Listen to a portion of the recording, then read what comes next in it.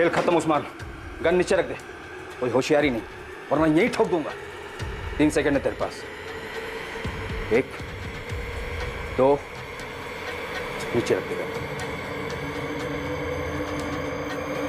रख नीचे gun.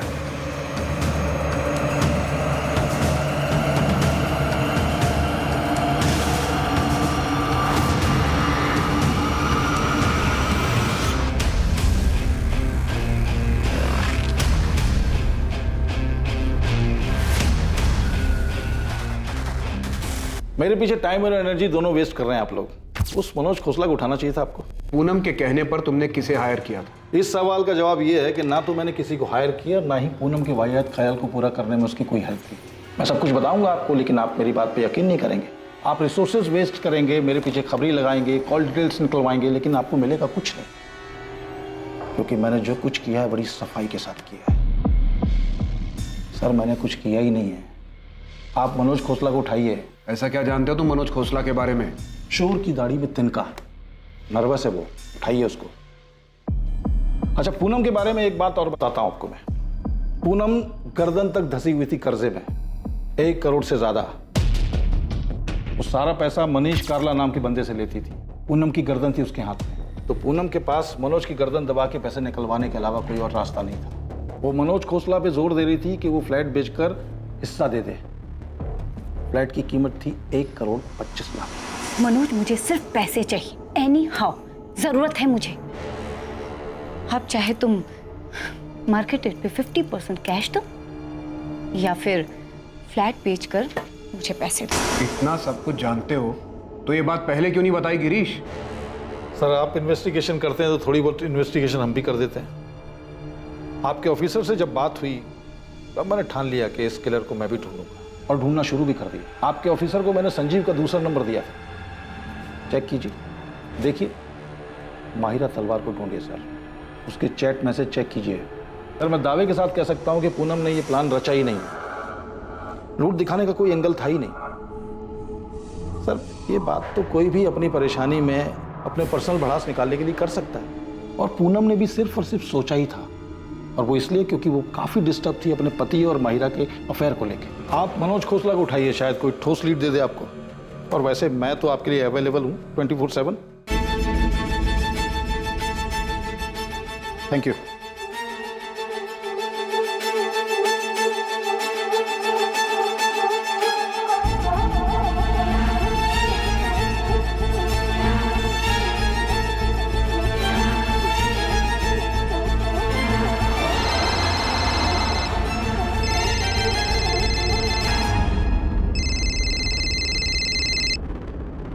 Hello, Mahira तलवार जी।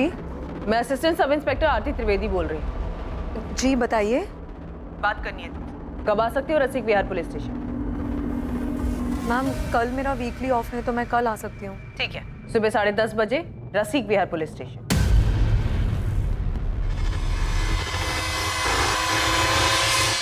सर ये है कमलेश रंजन का नंबर। सर पर मैं जो करवाना चाहता था वो ऐसे नहीं होना था। तो और क्या क्या करना चाहता था मनीष कालरा? सर पूनम के घर पे अटैक का प्लान था ही नहीं, और प्लान में उसके हस्बैंड संजीव को किसी भी तरह का हार्म पहुंचाने का कोई इंटेंशन नहीं था हमारा, क्योंकि सर उससे मेरी कोई दुश्मनी है ही नहीं। सर मैं मानता हूं कि मैंने पूनम को मारने के लिए कमलेश को सुपारी दी थी, लेकिन ये काम ऐसे नहीं होने वाला था। सर कमलेश ने मुझे बताया था कि वो इसे रोड एक्सीडेंट में करेगा, उसके घर पे नहीं, ताकि पूनम का मर्डर एक हादसा लगे। पूरा प्लान रेडी है सेठ, कुछ ही दिनों में आपका काम हो जाएगा। अब तक तो काम हो जाना चाहिए था ना कमलेश। पूनम मुझे आए दिन धमकी दे रही है, मैं नहीं चाहता कि वो पुलिस के पास जाए। और एक तो तुम्हारा प्लान है कि अरे सेठ आप बेफिक्र रहिए, पूरी फील्डिंग हो चुकी है। पूनम कब पार्लर जाती है, किस रास्ते से घर जाती है, सब पता चल गया। किलिंग भी नहीं लगेगी, पूरा का पूरा एक्सीडेंट ही लगेगा। सर कमलेश ने बताया था कि वो एक काम रोड एक्सीडेंट में करेगा, पर जो हुआ वो प्लान का हिस्सा था ही नहीं। मेरा भरोसा कीजिए सर। तेरा भरोसा करे मनीष कालरा? मर्डर की सुपारी दी है तूने, और उस हिस्ट्री शीटर ने तुझे एक्सीडेंट बताया। उस हिस्ट्री शीटर की बात का भरोसा करें हम? साले कमलेश रंजन को भी लटकाऊंगा और साथ में तुझे भी। पूनम के मर्डर के बाद इसी नंबर पे बात हुई थी तेरी कमलेश के साथ? ये नंबर तो बंद है। उसने नहीं मारा है पूनम को। इनफैक्ट पूनम के मरने के बाद वो बाकी के पैसे तक लेने नहीं आया। और हम इस पर विश्वास कर लें? मैं सच कह रहा हूँ सर, ये किसी और का काम है। मैं सिर्फ पूनम को मरवाना चाहता था, क्योंकि तंग आ गया था मैं उससे। एक तो मेरे लोन के 1.5 करोड़ रुपए नहीं लौटा रही थी, और ऊपर से सर इस 2 नाव की सवारी में मेरा जीना मुश्किल हो गया था, फंस गया था सर मैं। तुमने आज तक एक भी इंस्टॉलमेंट नहीं लौटाया है। पर हम तो लवर्स हैं ना मनीष। हाँ, लेकिन ये लोन हमारे लवर्स वाले एंगल का हिस्सा नहीं है पूनम। तुम ये कैसी बातें कर रहे हो मनीष? पूनम, मुझे मेरे पैसे वापस चाहिए। मैंने वो पैसे तुम्हें एज ए लोन दिए थे। मनीष, दोनों पार्लर को मिलाकर भी कुछ खास रिटर्न नहीं आ रहा है, इसीलिए मैंने दिवाली पर हैवी डिस्काउंट ऑफर रखा है।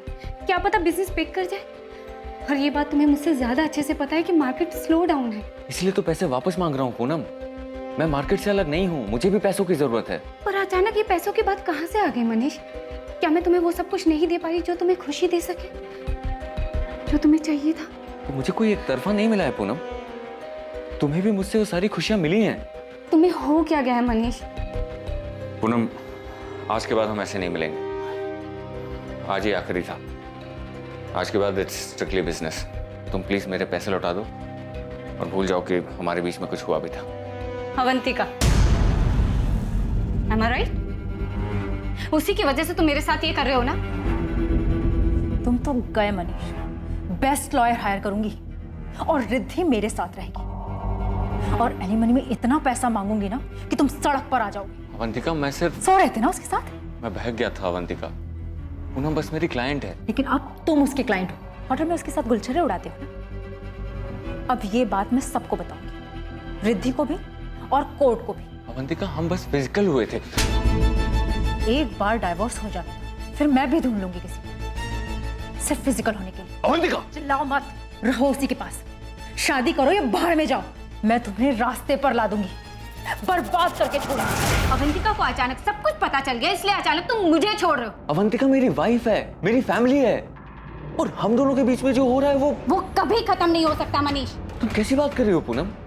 तुम्हारी खुद की फैमिली है, हस्बैंड है। हस्बैंड, राइट, हस्बैंड जिसका अफेयर किसी और के साथ चल रहा है। अरे तो उसमें मैं क्या करूं पूनम? देखो, तुम प्लीज मेरे लोन के पैसे मुझे लौटा दो और भूल जाओ कि हम एक दूसरे को कभी जानते भी नहीं। हम दोनों के बीच जो कुछ हुआ उसमें हम दोनों की मर्जी थी, तो जब चाहो तुम मुंह उठाकर सब कुछ खत्म नहीं कर सकते। सर, घर पे अवंतिका मुझे धमका रही थी और बाहर पूनम। सर, अवंतिका तो मेरी वाइफ है, मैं उसे नहीं छोड़ सकता था, पर पूनम ने तो सारी लिमिट्स क्रॉस कर दी थी। सर, मैं तुम्हें बर्बाद कर दूंगी मनीष, कहीं का नहीं छोड़ूंगी तुम्हें। ये सही नहीं है पूनम। तुम मेरे साथ थी क्योंकि तुम्हें भी अच्छा लग रहा था, पर अब नहीं। मुझसे भागना इतना भी आसान नहीं है मनीष। मैं तुमसे भाग नहीं रहा हूँ। मैं भागने भी नहीं दूंगी मनीष। अगर तुम्हारी वाइफ तुम्हें कोर्ट में ले जाने की धमकी दे रही है तो मैं तुम्हें पुलिस स्टेशन लेके जाऊंगी। लेकिन मैंने तुम्हारा किया क्या है पूनम? रेप किया है तुमने मेरा मनीष। नहीं, इनोसेंट मत बनो। तुमने मुझे लोन दिया, उसे वापस लेने के लिए तुम मुझे ब्लैकमेल कर रहे हो और जबरदस्ती रेप करना। बस यही बात मैं पुलिस स्टेशन जाके बोल दूंगी।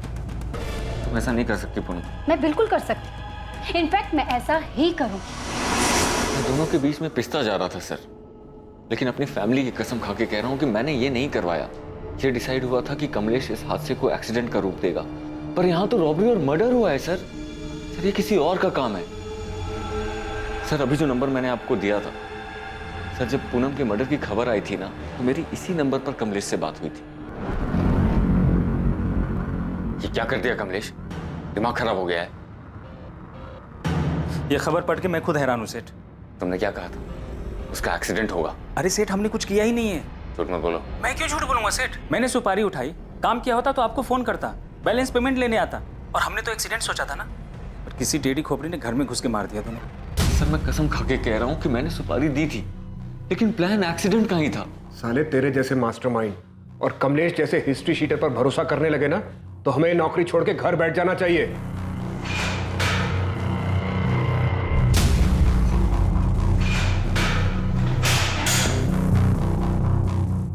मैं गाजियाबाद निकल रहा हूँ। गन सेलर उस्मान शेख पकड़ा गया है। कमलेश रंजन पंकज दास के फोटो मिल गए सर, जल्दी पकड़े जाएंगे। आरती को मायरा और संजीव के चैट मैसेजेस मिले हैं। मायरा को बुलाया इंक्वायरी के लिए। उधर भी कोई प्लानिंग चल रही थी? अभी तक पिक्चर क्लियर नहीं है सर। संजीव और मायरा का भी अफेयर चल रहा था। पूनम से छुटकारा पाने की बात चल रही थी। जितने लोगों का पता चला, सबके पास अपना अपना मोटिव था। सब अपनी अपनी प्लानिंग में लगे थे। सर, ये पूनम का भाई मनोज खोसला, इसको भी उठवाता हूँ। इस रॉबरी कम मर्डर के पीछे के षड्यंत्र की दस्तक हर तरफ से आ रही थी। इल्जाम किसी पर भी लगाया जा सकता था, या तो पूनम पर जो मर चुकी थी, या फिर संजीव पर जो बेहोशी की हालत में था। हर एक का मकसद और इरादा बिल्कुल फिट हो रहा था, लेकिन असली गुनहगार अब भी पहुंच के बाहर था। मैंने बल्लू को .25 कोलेट गन बेची थी, ये मैं यादव साहब को पहले ही बता चुका हूँ, लेकिन ये वाला कांड किसने किया ये मैं नहीं जानता। मैं बस गन बेचता हूँ साहब, उसे चलाने का काम नहीं करता। बल्लू को कितनी गन्स बेची है? 2। कब? यही कोई 1 महीना पहले। मतलब उसके बेल पे बाहर आने के बाद? हाँ। कहाँ? अबे बाजार मत लगाओ उस्मान, सीधा वो .25 कोलेट निकालो और साथ में 20 गोलियां। लग रहा है जज गई हाथ में। कहा था ना मक्खन है मक्खन। मक्खन तो है। और सुनो, साथ में उसको वो साइलेंसर भी देना। एक या दोनों के लिए? दोनों के लिए। 2 साइलेंसर्स खरीदे थे उसने? जी, 2 .25 कोलेट गन, 20 गोलियां और 2 साइलेंसर्स। ये सारा सामान बल्लू ने करीब 1 महीना पहले खरीदा है। मनोज को उठा लिया सर, उसे भी इंटरोगेट करूंगा। कर लो जायसवाल, लेकिन हमारा प्राइम सस्पेक्ट बल्लू ही है। मनीष कालरा भी शायद सच बोल रहा है कि उसने प्लान किया था सुपारी किलर कमलेश के साथ मिलकर, लेकिन काम जरूर बल्लू ही कर गया। सर मुझे माहिरा के चैट्स मिले, संजीव और किसी शोएब नाम के बंदे के साथ उसके जो चैट्स हैं उनसे काफी कुछ मिला है। शोएब के मैसेजेस से ये लग रहा है कि शोएब माहिरा को ब्लैकमेल कर रहा था। तो उसने मैसेज भेजा कि मैं अच्छी तरह जानता हूँ कि तुमने कैसे प्लान बनाया और कैसे अंजाम दिया। मैं उन दोनों को भी अच्छे से जानता हूँ जिसे तुमने भेजा था, फोन करो मुझे। अभी शोएब कौन है? सर ये तो वही बताएगा। मैंने 2 कांस्टेबल भेजे उसे उठाने के लिए। और सर इन मैसेजेस से ये लगता है कि शोएब काफी कुछ जानता था और इसी वजह से वो माहिरा को ब्लैकमेल कर रहा था। ये हो क्या रहा है? मनीष का पूरा चिट्ठा खुलता है, वो एक्सीडेंट का प्लान बताता है। बल्लू का सब कुछ क्लियर दिखाई दे रहा है, गन्स खरीदना, साइलेंसर खरीदना, और अब ये शोएब और माहिरा की नई एंट्री हो रही है। सर इस केस में सबकी किसी न किसी से रंजिश रही है, यहाँ तक कि पूनम और संजीव के बीच भी कुछ भी ठीक नहीं था। सब लोग बस एक मौके की तलाश में थे। दिल्ली और उसके आसपास के इलाकों में बलराम जलोटा उर्फ बल्लू की बड़े पैमाने पर तलाश शुरू हुई। माहिरा तलवार के एंगल को भी अनदेखा नहीं किया जा सकता था। उसके चैट मैसेजेस से साफ पता चल रहा था कि वो भी पूनम से छुटकारा पाने की फिराक में थी। संजीव जो उन हमलावरों के बारे में बता सकता था, वो अब भी बेहोश था। यार संजीव को होश ही नहीं आ रहा है। परेशानी की तो बात है यार, वो ऐसे ही रहेगा क्या पूरी लाइफ? नहीं यार, ऐसे मत बोल, सब ठीक हो। यमुना, संजीव के अकाउंट में तो सिर्फ 6 लाख रुपए और वो बल्लू 15 लाख रुपए के लिए उसके पीछे पड़ा हुआ था। संजीव देता भी तो कैसे? कैसी हालत में पहुंचा दिया हमारे बेटे को। डॉक्टर भी कुछ बता ही नहीं रहे संजीव को कब होश आएगा। बोल रहे बाकी सब ठीक है। जब सब ठीक है तो वो होश में क्यों नहीं आ रहा है?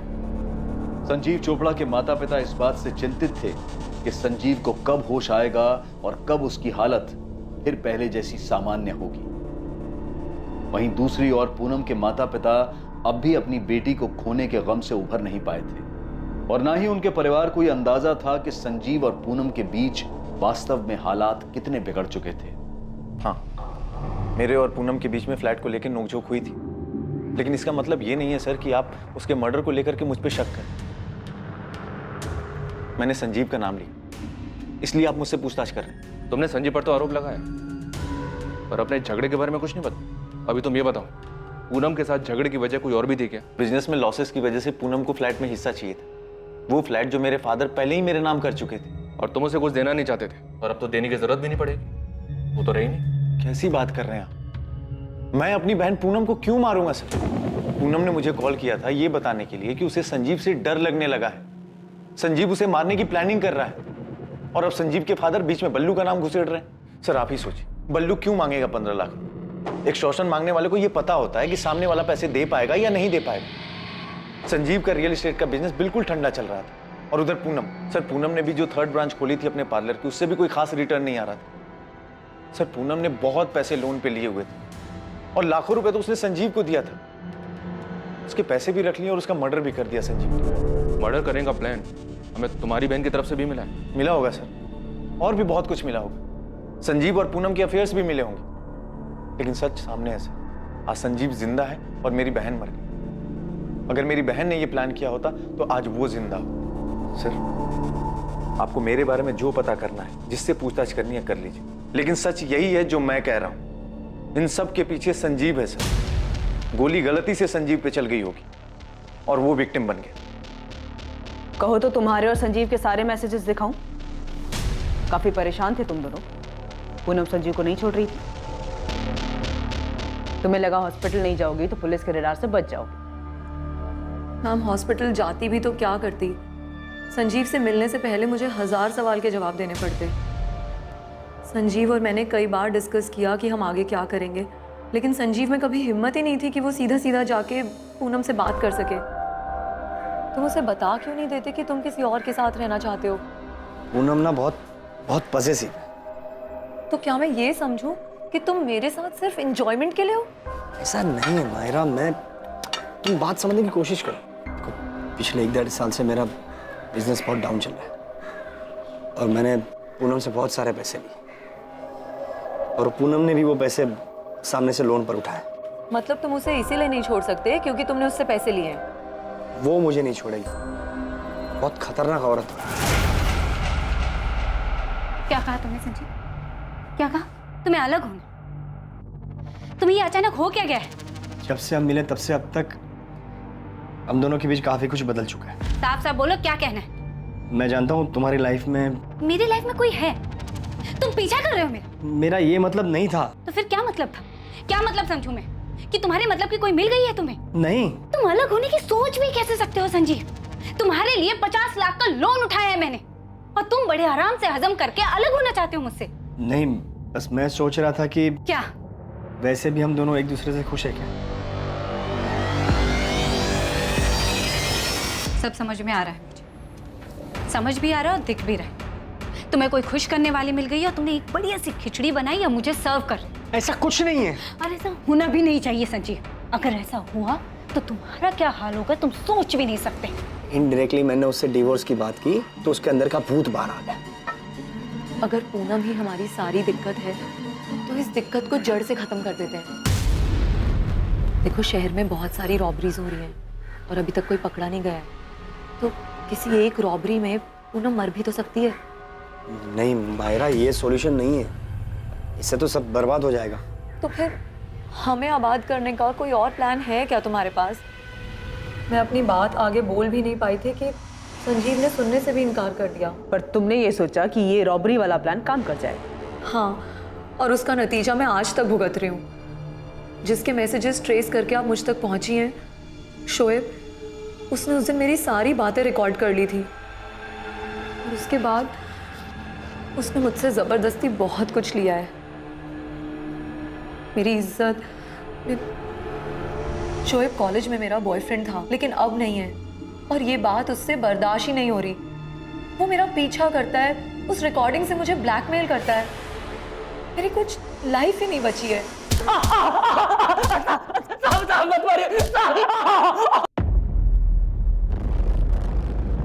सब जानता है ना तू? बोल, संजीव चोपड़ा के घर में डाका किसने डाला? किसने डाका डाला? मैडम, मुझे कुछ नहीं पता, मुझे सच में कुछ नहीं पता। तूने माहिरा को ब्लैकमेल किया, उसे होटल में बुलाया, ब्लैकमेल करके उसे यूज किया। मैडम, मैं तो उससे प्यार करता हूँ मैडम। भले इसको प्यार कहते हैं? प्यार कहते हैं इसे? बता, वो दोनों किलर्स कौन थे? किसने भेजा था उन्हें? माहिरा ने? बोल। मैडम, मुझे सच में कुछ नहीं पता मैडम। मैंने तो बस संजीव और माहिरा की बातें सुनी थी और माहिरा को वापस पाने के लिए मैंने उनका वीडियो बनाया और उसको ब्लैकमेल करने लगा। मुझे माफ मैडम, मैं आपके पैर पकड़ के माफी मांगता हूँ। मैं माहिरा के भी पैर पकड़ के माफी मांग लूंगा। प्लीज मुझे मत मारिए मैडम, प्लीज मुझे माफ कर दीजिए मैडम, प्लीज मुझे माफ कर दीजिए। सर, ये मनोज इस केस में फिट ही नहीं बैठता है। इसके पेरेंट्स तो ये सुनकर शॉक्ड हो गए थे कि भाई बहन के बीच फ्लैट को लेकर झगड़ा चल रहा था। मायरा से भी कुछ पता नहीं चला। तो शोएब कन्फेस कर रहा है, वो माहिरा को सिर्फ ब्लैकमेल कर रहा था, कोई एंगल नहीं है। तब तो एक ही एंगल बचता है, बल्लू का। सबसे पहले उसी का नाम आया था, सब फिट बैठता उस पर। हाँ नदीम, बोल। बल्लू की कोई खबर? बल्लू की तो खबर नहीं मिली साहब, पर ये मनीष ने जिसको सुपारी दी थी कमलेश रंजन, वो वापस लौटा है। यहाँ हुसैन नगर में किराए पे कमरा उठाया है। तू नजर रख, मैं पहुंचता हूँ अभी। सर, ये कमलेश रंजन वापस लौटा है। उठाओ उसे। सर। ये तो साफ है कि पूनम चोपड़ा को मारने की सुपारी मनीष कालरा ने दी थी, लेकिन उसका कहना है कि मर्डर उसकी सुपारी पर नहीं हो। मनीष तो है हमारे पास लॉकअप। एक बार ये कमलेश हाथ लग जाए तो पता चल जाए कि कमलेश के दिमाग में क्या चल रहा है। कहीं उसने मनीष से कुछ झूठ तो नहीं बोला? ठीक है, मैं बात करता हूँ।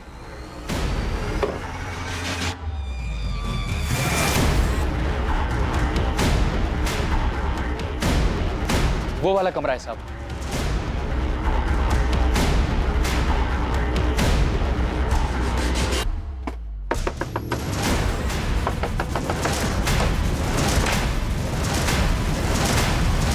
हमारा निशाना कभी नहीं चूकता। कमलेश रंजन, तुमने जो किया है उसे भुगतना तो पड़ेगा मनीष।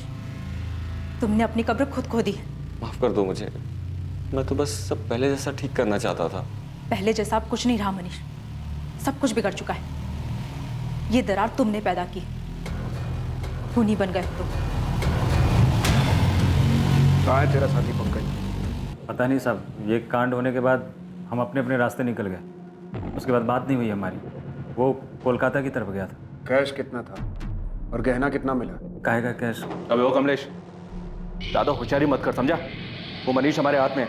प्लान जानते हैं हम। 3-4 और रॉबरी तेरे नाम पे डाल देंगे, गोली मार देंगे, कोई नहीं आएगा तुझे पूछने। कमलेश, हाँ साहब, आप कर सकते हो, पर मुझे मारने से असली मुजिम तो नहीं मिलेगा ना।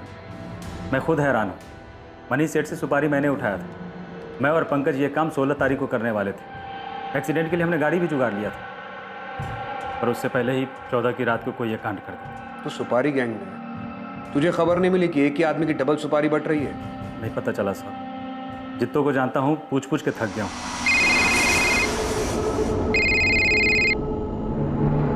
हेलो, नमस्कार, मैं गिरीश रावत, प्राइवेट डिटेक्टिव। पहचाना? हाँ हाँ पहचाना, बोलो। मैंने आपसे कहा था कि मैं 24/7 आपके लिए अवेलेबल रहूंगा। खबर क्या है तुम्हारे पास? तगड़ी खबर है। आप चंडीगढ़ फॉरेंसिक डिपार्टमेंट में बात की। उनके पास एक बॉडी है और उसकी खोपड़ी से बुलेट और उसके बगल से शेल बरामद है। आप फॉरेंसिक रिपोर्ट मंगाइए, उसे देखिए। लाश को पूरी तरह से जला दिया गया था। वहाँ के फॉरेस्ट एरिया में 1 महीने पहले चंडीगढ़ पुलिस को ये डेड बॉडी मिली थी।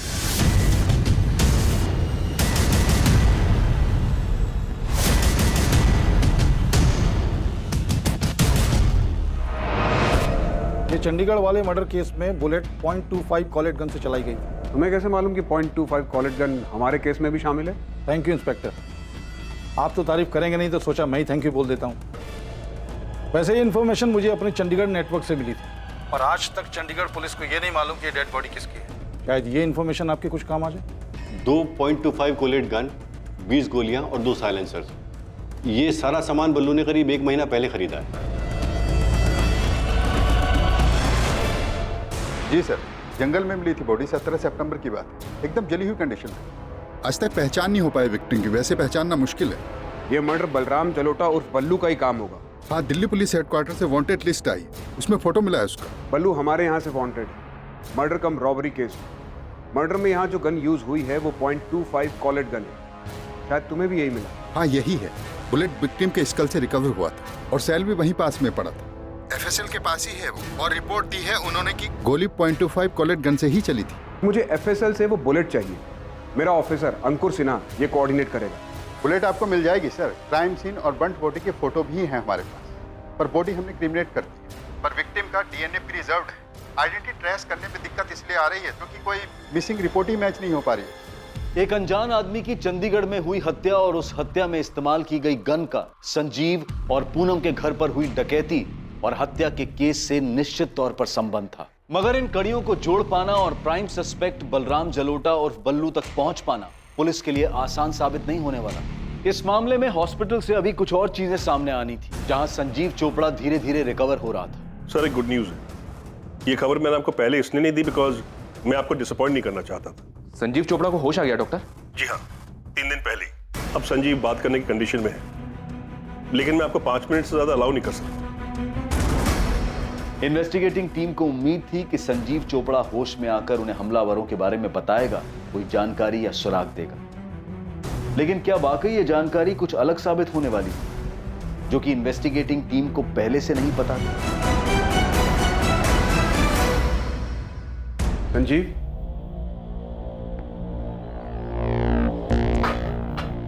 कैसा लग रहा है संजीव? कुछ समझ में नहीं आ रहा सर। पता नहीं अब पड़े पड़े कितना वक्त बीत गया। पूनम के बारे में पता चला?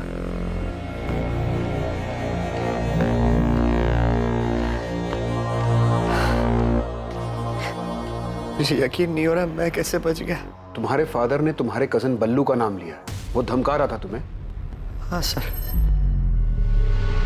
बल्लू ने ही धमकी दी थी। मुझे क्या पता था वो सच में ऐसा कुछ करेगा। पक्का वो बल्लू ही था? हाँ सर, वो बल्लू ही था। अरे कौन है भाई?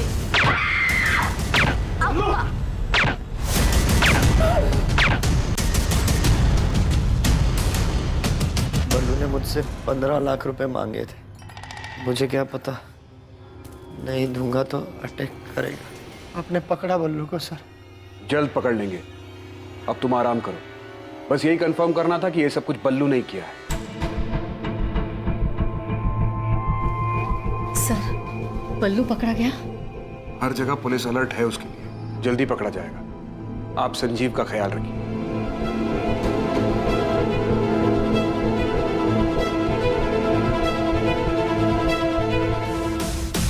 दोनों भाई हैं, जसवंत गिल बड़ा और मनप्रीत गिल छोटा है। ऑलमोस्ट हर दिन दिखते हैं हॉस्पिटल में दोनों। संजीव और ये दोनों भाई ग्वालियर में एक साथ ही बड़े हुए हैं। ग्वालियर में संजीव के ग्रैंडफादर थे। सर, संजीव के कॉल रिकॉर्ड्स में भी दोनों का नाम था। कुछ ठोस मिला है चंडीगढ़ केस में। वो बुलेट शेल एफएसएल ने भेजा है मुझे। उसी गन से चली या उनमें से किसी एक गन से? ये अभी नहीं बता सकता, लेकिन जो बुलेट शेल है उसमें सीरीज नंबर है। वो उसी सीरियल नंबर के आसपास की है जो हमें संजीव के घर से मिली थी। 20 गोलियां खरीदी थी बल्लू ने। भाई बाजार मत लगाओ उस्मान, सीधा वो .25 कोलेट निकालो और साथ में 20 गोलियां। थैंक्स अंकुर, शायद इस चंडीगढ़ वाली इंफॉर्मेशन से बल्लू का कुछ पता चले। सर, महीने भर से हम हर जगह हर पुलिस स्टेशन में तलाश रहे हैं। एक भी मिसिंग कंप्लेंट मैच नहीं हो रहा है। आपके बोलने के बाद हमने सबको दोबारा से सारी डिटेल भेजी। सतीश, तुम चंडीगढ़ के 16 और 17 सितंबर के सीसीटीवी फुटेजेस दे सकते हो, खासकर टोल नाका और सारे एंट्री एग्जिट पॉइंट्स के? ठीक है, 1-2 दिन दो, मुझे भिजवाता हूँ।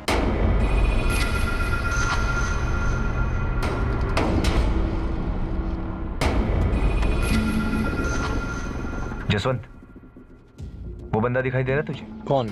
वही जो बाइक के पास खड़ा लाइनिंग टी शर्ट वाला। वो 2 दिन से यहीं दिखाई दे रहा है। हाँ यार, इसको तो हॉस्पिटल के अंदर भी देखा था मैंने। ये ले भाई।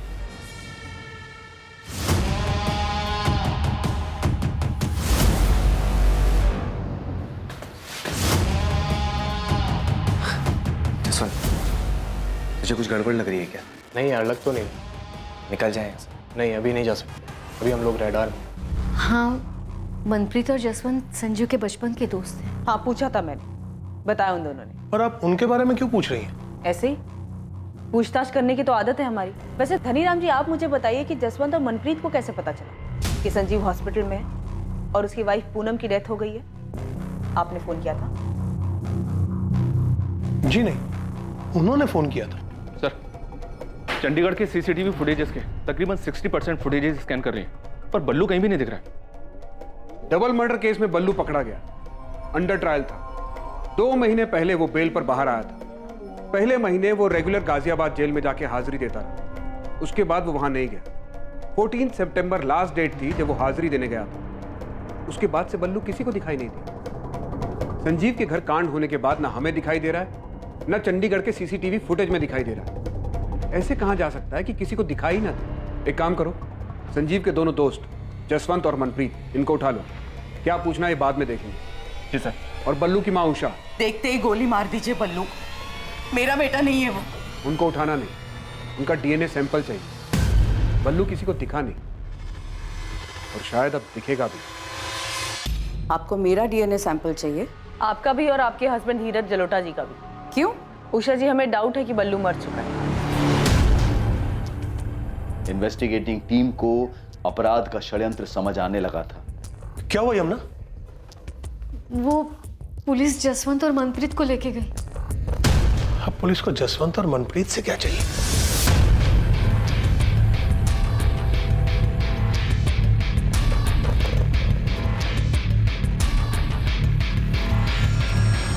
चंडीगढ़ से मिली अनजान लाश के प्रिजर्व किए गए डीएनए सैंपल्स बलराम जलोटा उर्फ बल्लू के माता पिता उषा और धीरज जलोटा के डीएनए सैंपल्स के साथ मैचिंग के लिए भेजे गए।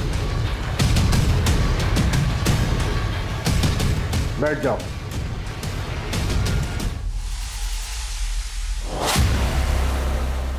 सिर्फ एक बार पूछूंगा, ये जली हुई बॉडी बल्लू की है ना? भूल के ना तो बोलना ही मत। सीसीटीवी में देखे हो तुम दोनों।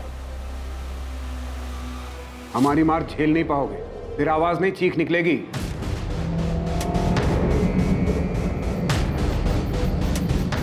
लो, बन गई बोतल। इतने दिन से प्रैक्टिस कर रहे हो ना? चलो अब लगाओ निशाना।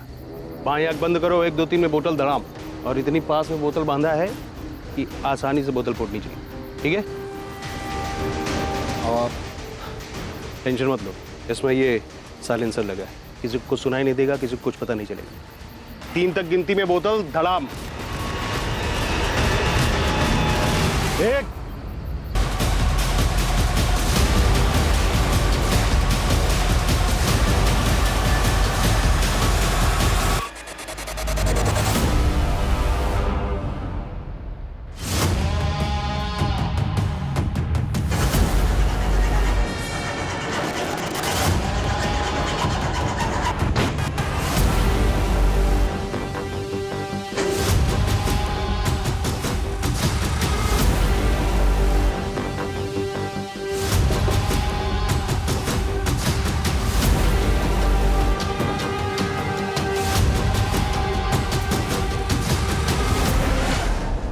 कौन है?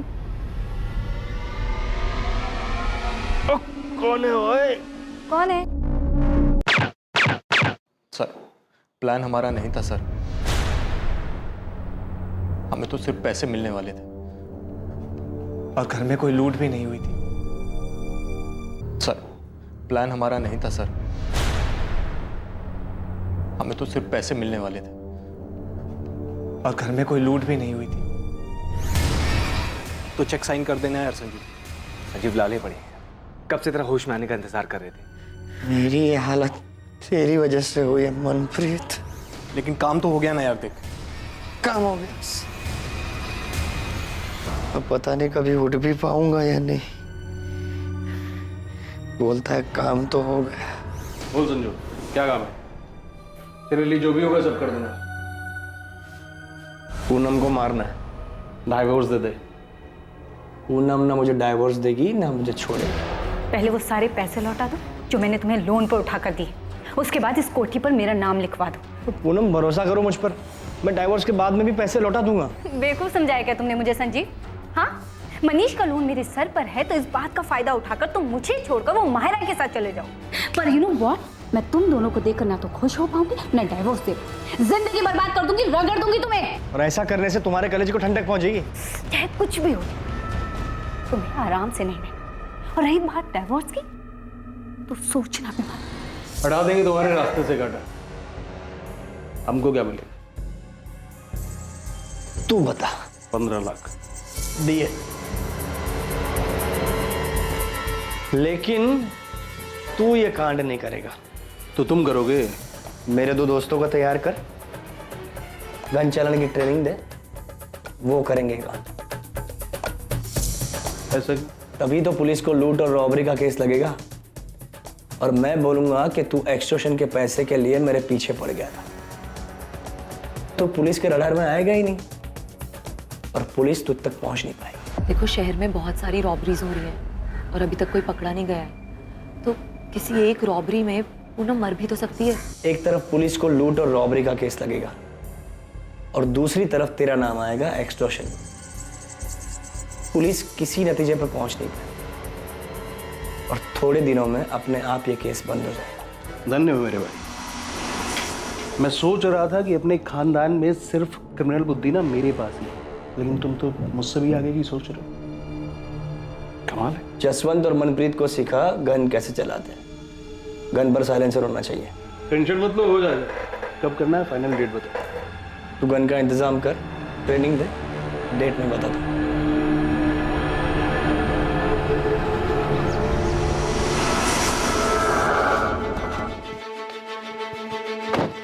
सुनो, तुम दोनों को बल्लू के साथ चंडीगढ़ जाना होगा, तुम्हारी ट्रेनिंग वहां पर होगी, ठीक?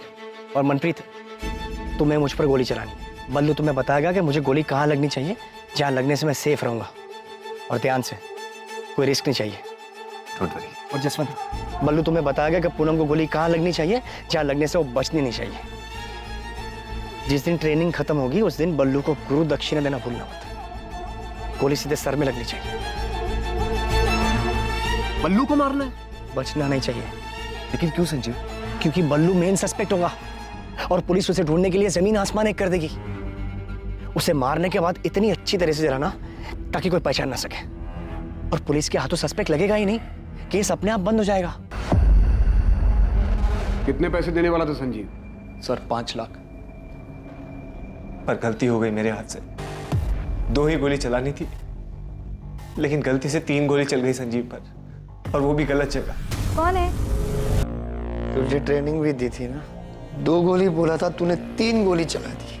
गिनती भी नहीं आती कि कुछ और प्लान कर रहा था तू? संजीव ऐसा नहीं है यार, गलती से चल गई थी, जानबूझ के नहीं किया। गलती हो गई यार, समझना है। फुटो यहाँ से। जब मैं ठीक हो जाऊंगा तब पैसे की बात करेंगे। जाओ, निकलो यहाँ से। सर हमसे तो दोस्ती यारी में हो गया सर, आज तक कोई पैसा नहीं मिला सर, इसीलिए इतने दिन से हॉस्पिटल के चक्कर काट रहे हैं। पैसा नहीं, किलो के हिसाब से चार्जेस लगेंगे दोनों पर। ये तो नहीं पता तू कब फिर से ठीक होगा संजीव चोपड़ा, पर जब भी चलने फिरने लायक होगा तब हम लेंगे तेरी कस्टडी। डिवोर्स के लिए कोर्ट जाता, उसमें कम दिमाग खर्च होता तेरा। इतना दिमाग बेवकूफी वाले काम में लगा दिया और क्रिमिनल बन गया तू।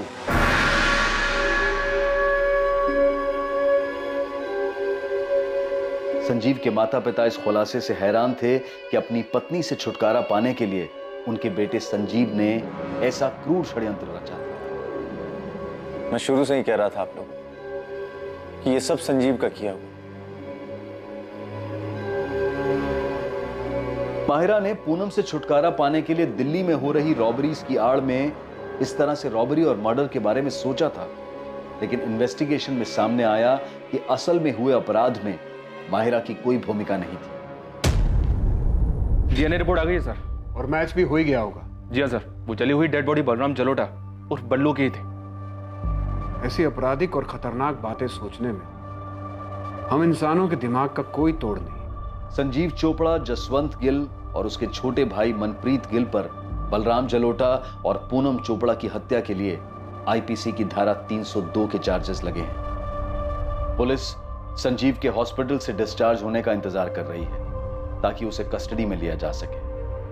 न जाने ऐसे कितने ही उदाहरण हैं जहां किसी अपराध को अंजाम देने की लोगों की बेवकूफी भरी सोच उन्हें अपराध के ऐसे रास्ते पर धकेल देती है जहां उनकी इच्छाओं के विपरीत ताउम्र उन्हें इसके नतीजों का सामना करना पड़ता है और वो सलाखों के पीछे पहुंच जाते हैं। फिर भी बार बार यही देखने को मिलता है कि जुर्म की सोच कई लोगों के दिमाग में पनपती ही रहती है। ऐसे मूर्खतापूर्ण अपराध के बारे में सोचते वक्त दिमाग इतना मजबूत कैसे हो जाता है, और वही दिमाग किसी टकराव की स्थिति से बाहर निकलने का आसान सा रास्ता खोजते वक्त इतना असहाय क्यों हो जाता है। डिवोर्स लेकर अलग होने में तकलीफ हो सकती है, लेकिन इससे किसी की जान नहीं जाएगी, ना खुद की और ना ही किसी और की। जुर्म की अंधी गली के आखिर में सिर्फ अंधेरा ही मिलता है, और साथ ही मिलता है अपराधी होने का अभिशाप और बचे हुए जीवन को पछतावे में काटने की सजा।